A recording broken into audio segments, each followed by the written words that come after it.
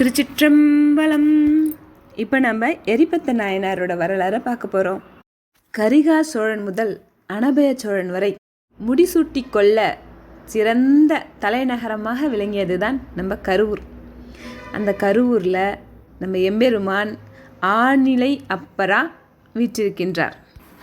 அங்கே இறைவனை வழிபடுவதே தொழிலாக வச்சுக்கிட்டு இறைவன் மேலே பேரன்பு கொண்டு இறைவன் தான் நமக்கு எல்லாம் அப்படின்னு அவங்க வாழ்நாள் முழுவதையும் இறைவனுக்காகவே அர்ப்பணித்த சிவனடியார்கள் நிறைய பேர் வாழ்ந்துட்டு இருந்தாங்க.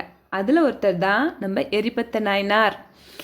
அவர் எப்படின்னா, சிவனடியாருக்கு யாராவது தொல்லை கொடுத்தாங்கன்னா அவங்கள சும்மாவே விடமாட்டார். அதுக்காகவே அவர் கையில் ஒரு சிவபெருமான் கையில் இருந்ததில் மழுவாயுதம், அது மாதிரி ஒரு மழுவாயுதத்தை வச்சிட்டு இருப்பார். பின்னாடி என்ன நடக்கும், இப்படி செஞ்சால் இப்படி நடக்குமா, எதை பற்றியுமே யோசிக்க மாட்டார்.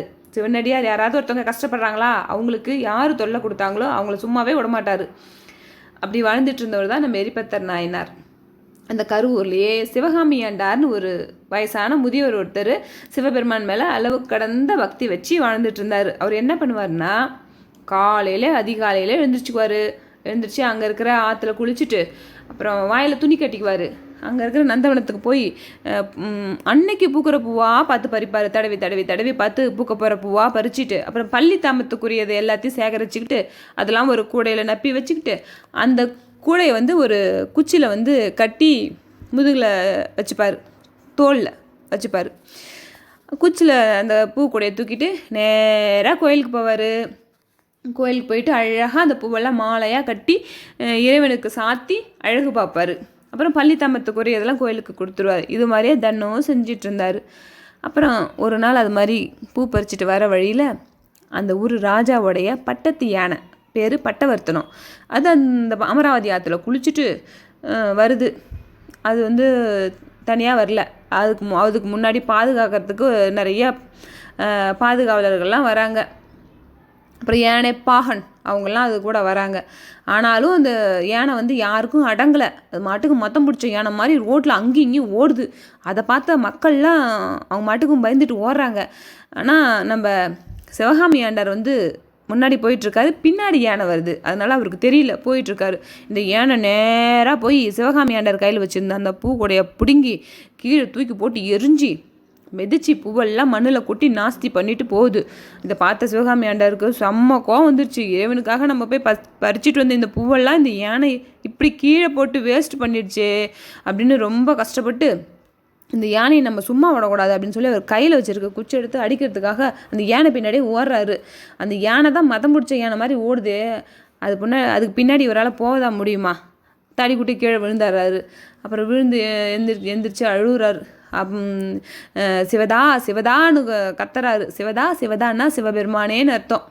மத யானையின் தோலுரித்து போற்றிய பெருமானே சிவதா, எளியவர்க்கு வலிமையாம் இறைவனே சிவதா, அன்புடை அடியார்களுக்கு அறிவே சிவதா, சிந்தை தெளிந்தவர்களுக்கு பேரமுதே சிவதா, கங்கையும் பிறையும் மணியும் உன் சடை மீது ஏறி அமர வேண்டிய நறுமண மலர்கள் இந்த யானை பறித்து தரையிலே சிந்தலாமா சிவதா, மாறுபட நினைத்தவரின் திரிபுரம் வெந்தவிய சீரும் சிலையாய் நின்றவனே சிவதா, தஞ்சமென சரண் புகுந்த மார்க்கண்டேயரின் நெஞ்சு துயர் நீங்கிட யமனையும் எட்டியுதைத்த செஞ்சேவடியானே சிவதா சிவதா, திருமாலும் அறியாத திருவடிகளை சேவித்து திருப்பணி புரியும் தொண்டர்களில் நானும் ஒருவன் இல்லையா அப்படின்னு ஓலமிட்டு அப்படியே அழுகுறாரு. அப்படியே எகுத்தாப்பில் வந்துட்டுருக்கார் நம்ம எரிபத்த நாயனார். வந்தவர் நம்ம சிவகாமி ஆண்டார் அழுகுறத பார்க்குறாரு. பார்த்தோன்னே அவருக்கு பயங்கர கோவம் ஃபஸ்ட்டு வந்துருச்சு. ஏன்னா சிவனடியாருக்கு யாராவது ஒருத்தவங்க தீங்கு பண்ணியிருக்காங்களா, எப்படி அவங்க சிவனடியாருக்கு தீங்கு பண்ணலாம், அவங்கள நம்ம சும்மாவே விடக்கூடாது, நமக்கு என்ன எதுன்னு முதல்ல விசாரிச்சுட்டு வருவோம் அப்படின்னு சொல்லிட்டு நேராக சிவகாமி ஆண்டார்கிட்ட போகிறாரு. என்னாச்சு அப்படின்னு விசாரிக்கிறாரு. இது மாதிரி நான் இறைவனுக்காக பூ பறிச்சுட்டு வந்தேன், இந்த பூவை யானை இது மாதிரி பிடுங்கி எல்லாத்தையும் மண்ணில் கொட்டி இறைவனுக்கு சேர்க்க முடியாத மாதிரி பண்ணிடுச்சு, இது எனக்கு ரொம்ப வருத்தமாக இருக்குது அப்படின்னு சொல்லி ரொம்ப கஷ்டப்பட்டு சிவகாமி ஆண்டார் அந்த எரிபத்த நாயனார்கிட்ட சொல்கிறாரு. இதை கேள்விப்பட்ட உடனே அவருக்கு இன்னும் கொஞ்சம் கோவம் வந்துருச்சு. என்னது, சிவபெருமானுக்காக பறிச்சுட்டு வந்த பூவை இந்த பட்டத்து ஏன்னா பிடுங்கி கீழே போட்டு மெதிச்சு நாஸ்தி பண்ணிடுச்சா, அதுக்கப்புறம் நான் சும்மாவே விடமாட்டேன், அது எந்த பக்கம் போச்சு சொல்லுங்கள், அதை போய் நான் இன்றைக்கி கொன்னுட்டு தான் வேறு வேலையே பார்க்க போகிறேன் அப்படின்னு நம்ம சிவகாமி ஆண்டார்கிட்ட சொல்கிறாரு. அப்போ சிவகாமி ஆண்டார் சொல்கிறாரு, என்கிட்ட இருந்த பூவெல்லாம் பிடுங்கி கீழே போட்டுட்டு இந்த பக்கம்தான் உயிர் தப்பி போயிடுச்சு அப்படின்னு சொல்லி சிவகாமி ஆண்டார் சொல்கிறாரு. அப்புறம் சிவகாமி ஆண்டார் சொன்ன உடனே நம்ம எரிபத்து நாயனார் சொல்கிறாங்க, கவலைப்படாதீங்க, இதுக்கு மேலே அது உயிர் தப்பிக்கிறதுக்கு வாய்ப்பே இல்லை, அதை நான் கொன்னுட்டு தான் மறு வேலை பார்ப்பேன், நீங்கள் கஷ்டப்படாதீங்கன்னு நம்ம சிவகாமி ஆண்டார்கிட்ட ஆறுதல் சொல்லிவிட்டு அது போன பக்கம் அந்த வேகமாக போகிறாரு. அந்த யானையோட வேகத்தோடு இவர் வேகமாக போகிறாரு. அந்த அளவுக்கு அந்த யானை மேலே பயங்கர கோபம். வேகமாக போய் யானை முன்னாடி போய் நின்றுக்கிட்டாரு. அந்த யானை மதம் முடிச்ச யானை மாதிரி வேகமாக வருது. ஆனால் அவர் அதை பற்றி கவலையே படல. அது நம்மளை தாக்குச்சுன்னா நமக்கு என்னோது ஆயிடுமான்னு கூட அவர் நினைக்கல. சிவனடியாரை கஷ்டப்படுத்தின இந்த யானை இனி உயிரோடு இருக்கக்கூடாதுன்னு அவர் கையில் வச்சு இந்த மழு ஆயுதத்தை எடுத்துக்கிட்டு ஒரே பாய்ச்சலாக பாயறாரு அந்த யானை மேலே. அந்த யானையும் நம்ம எரிபத்து நாயனாரை தாக்குறதுக்கு வருது. அப்புறம் ஆனால் அவர் அதை பற்றி கவலைப்படவே இல்லை. அந்த யானையை கொண்டுட்டு தான் வேறு வேலை பார்க்கணுன்னு திருப்பியும் அதுக்கிட்ட போகிறாரு தாக்கிறதுக்கு. அப்புறம் கடைசியாக ஒரு வழியாக என்ன ஆயிடுதுன்னா, நம்ம எரிபத்து நாயனார் அவர் கையில் வச்சுருந்த மழுவாயுதத்தால் யானையோடைய தும்பிக்கையை வெட்டிடுறாரு. வெட்டினோடனே அந்த யானை பயங்கரமாக சத்தம் போட்டு தொப்புனு கீழே விழுந்து செத்து போயிடுது.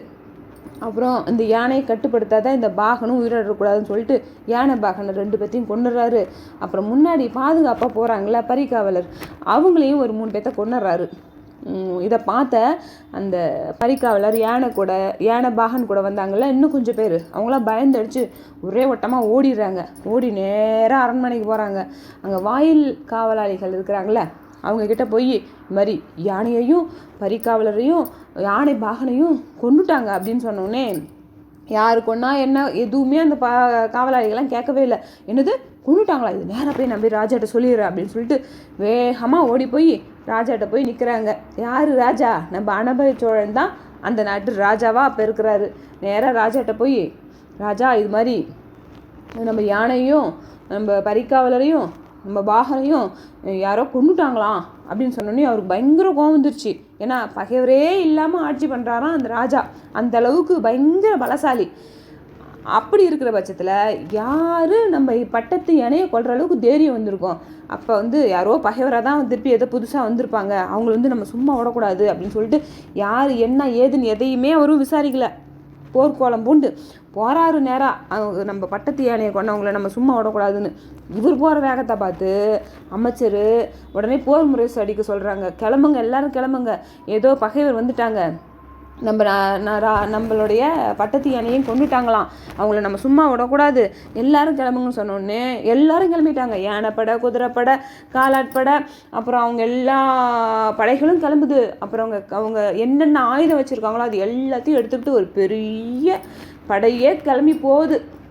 எங்கே நம்ம யானையை கொண்டாங்கல்ல அந்த இடத்துக்கு எல்லாரும் போகிறாங்க. ராஜா குதிரை மேலே போகிறாரு, முன்னாடி போகிறாரு, அவங்களுக்கு பின்னாடி அமைச்சர், அப்புறம் வீரர்கள் எல்லாம் சத்தம் போட்டுட்டு அப்படியே ஒலி எழுப்பிக்கிட்டு போகிறாங்களாம், வேகமாக போகிறாங்களாம், அவ்வளோ ஒரு சவுண்டாக போகிறாங்களாம். போய் அங்கே யானை கொண்ட இடத்துக்கு பக்கமாக போயிட்டு பார்த்தா ஒரு பகைவருமே காணோம். நம்ம அனபய சோழன் பார்க்குறாங்க, என்னடா அது, யாரோ நம்ம யானையை கொண்டுட்டாங்கன்னு வேற சொன்னாங்க, இங்கே பார்த்தா ஒரு பகைவருமே காணுமே, பக்கத்தில் சிவனடியாரெல்லாம் நிற்கிறாங்க அப்படின்னு நினச்சிக்கிட்டு, சரி எப்படியும் சிவபெருமான் மேலே அளவு கடந்த பக்தி வச்சுருந்தா இந்த சிவனடியார் இந்த யானையை ஒன்றும் பண்ணியிருக்க மாட்டாங்க அப்படின்றது நமக்கு தெரியும். ஆனால் நம்ம யானையை கொன்னது யார் அப்படின்னு அவர் நினச்சிட்டு சத்தமாக கேட்குறாரு, இந்த யானையை கொன்னது யார் அப்படின்னு சொல்லி நம்ம அனபய சோழர் மன்னர் கேட்குறாங்க.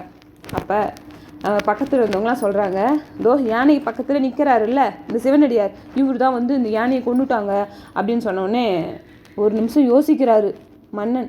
என்னது, ஒரு சிவனடியார் இந்த யானையை கொண்டாரா?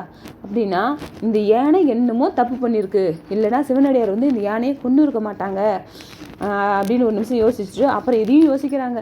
நல்ல வேலை நம்ம போன ஜென்மத்தில் ஏதாவது புண்ணியம் பண்ணியிருப்போம்னு நினைக்கிறேன், அதனால தான் இந்த யானையினால இந்த சிவனடியாருக்கு எந்த ஆபத்தும் வரல அப்படின்னு நினச்சிக்கிட்டு, சரி என்னான்னு போய் விசாரிக்கலான்னு நினச்சிட்டு குதிரை மேலேருந்து இறங்கி நேராக சிவனடியார்கிட்ட போகிறாரு. போய் என்ன எதுனே அவர்கிட்ட கேட்கவே இல்லை, என்ன நடந்தது என்னன்னு கேட்கல. போயிட்டு எனக்கு கிடைச்ச செய்தி, அரண்மனையில் கிடைச்ச செய்தி வேறு மாதிரி வந்துச்சு, அதனால தான் நான் போர் படைகள் எல்லாம் கூட்டிகிட்டு வர மாதிரி ஆயிடுச்சு.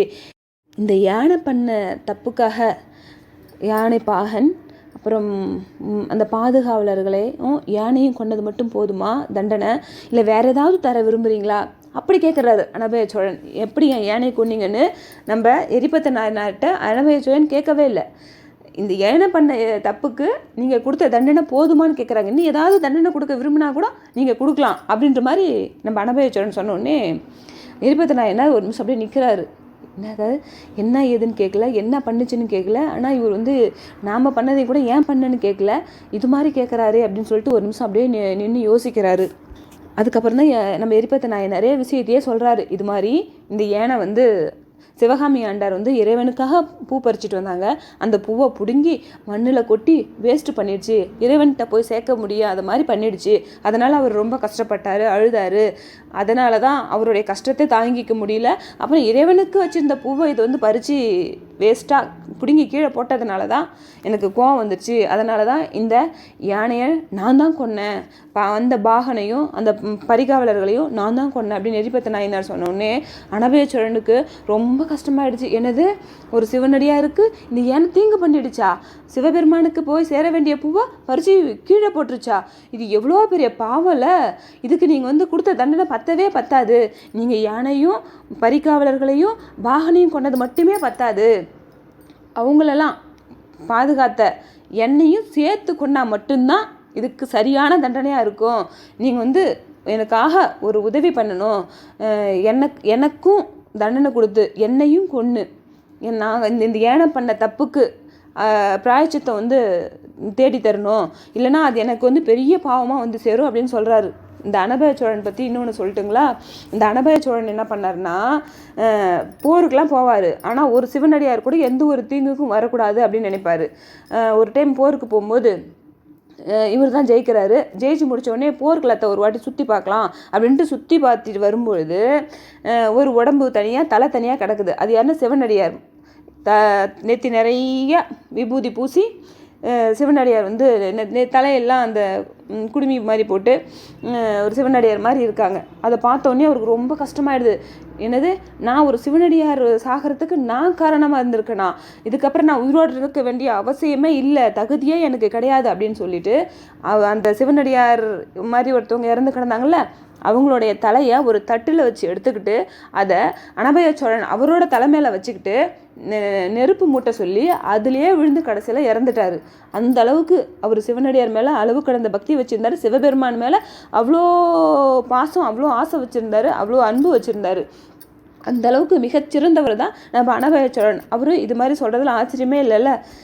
நம்ம எரிபத்த நாயனார்கிட்ட இது மாதிரி வேண்டுகோள் வைக்கிறாரு. என்னையும் நீங்கள் கொன்று நான் இந்த யானை பண்ண பாவத்துக்கு பிராயச்சித்தம் தேடிக்கணும், இல்லைனா இதுவே எனக்கு பெரிய பாவமாக சேரும் அப்படின்னு சொல்லிட்டு நீங்கள் கையில் வச்சுருக்கிற இந்த மழுவாயுதம் மங்களகரமானது, இதில் என்ன நீங்கள் கொள்ள வேண்டாம், அதனால் நான் வச்சுருக்க உடைவாலை உங்களுக்கு தரேன், இதால் என்னை நீங்கள் கொண்டுடுங்க அப்படின்னு சொல்லிட்டு அனபய சோழ மன்னன் என்ன பண்ணுறாரு, அவர் வச்சிருக்கிற உடைவாலை எடுத்து நம்ம எரிபத்த நாயனார் கையில் கொடுத்துட்டு அவரை எரிபத்த நாயனாரை வணங்கி பணிஞ்சு குனிஞ்சு நிற்கிறாரு. இதை பார்த்த எரிபத்த நாயனாருக்கு எப்படி இருக்கும், அப்படியே திடுக்குன்னு தூக்கி போடுது. என்னது, இந்த ஒரு நாட்டு ராஜா இப்படி ஒரு சிவபெருமான் மேலே அளவு கடந்த பக்தி வச்சுருந்துருக்கிறாரு. அப்போ எவ்வளோ பெரிய சிவனடியாராக இருப்பார்.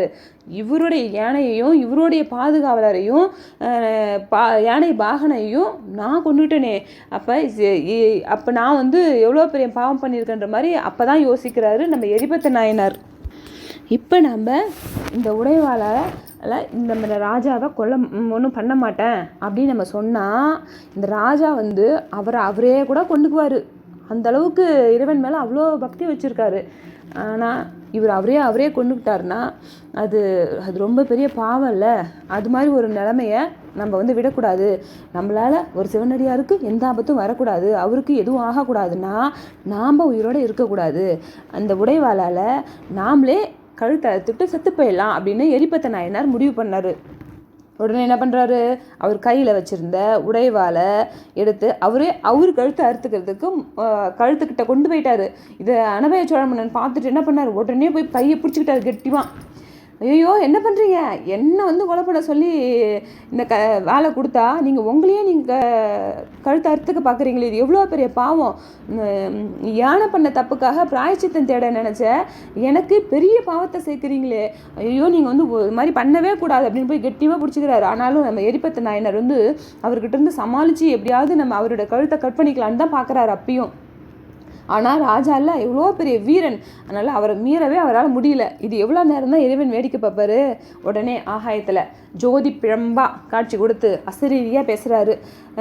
அந்த அந்த வார்த்தையை கேட்ட உடனே 2 பேரும் இறைவனை வணங்குறாங்க. நீங்கள் உங்களை ஒன்றும் பண்ணிக்காதீங்க, நீங்கள் என் மேலே எவ்வளோ அன்பு வச்சுருக்கீங்க அப்படின்னு உலகத்துக்கு காட்டுறதுக்காகத்தான் நான் நடத்தின நாடகம் தான் இது. நான் தான் அந்த யானை மூலயமா சிவகாமி ஆண்டார் வச்சுருந்த பூவை பிடுங்கி கீழே போட வச்சதும் நான் தான், நடந்தது எல்லாத்துக்கும் நான் தான் காரணம். நீங்கள் என் மேலே எவ்வளோ அன்பு வச்சுருக்கீங்கன்னு எல்லாத்துக்கும் தெரியப்படுத்துறதுக்காக தான் இது மாதிரி பண்ணினேன் அப்படின்னு சொல்லிட்டு அவங்களுக்கு ஆசீர்வாதம் பண்ணுறாங்க. எல்லோரும் இறைவனை வணங்குறாங்க. சிவகாமி ஆண்டாரும் இறைவனை வணங்குறாங்க.